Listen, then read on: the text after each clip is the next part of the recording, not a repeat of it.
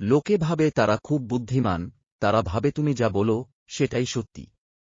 কিন্তু তুমি তো জানো, মানুষ সবচেয়ে দুর্বল হয় বিশ্বাসে।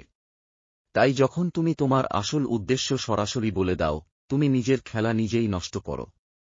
ধরো তুমি স্কুলে একটা গ্রুপ বানাতে চাও, তুমি যদি সরাসরি বলো, আমি লিডার হতে চাই, সবাই তোমার বিপক্ষে যাবে।